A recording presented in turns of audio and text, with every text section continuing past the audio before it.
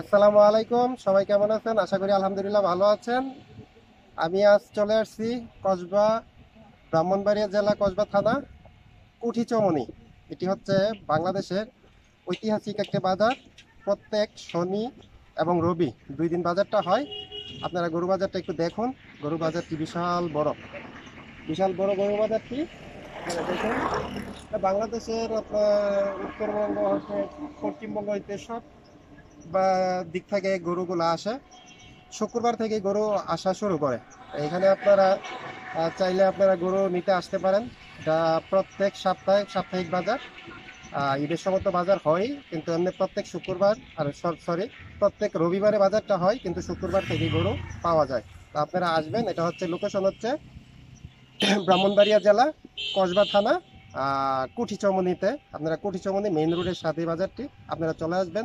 ওকে, আসসালামু আলাইকুম, ভালো ভালো থাকবেন সবাই।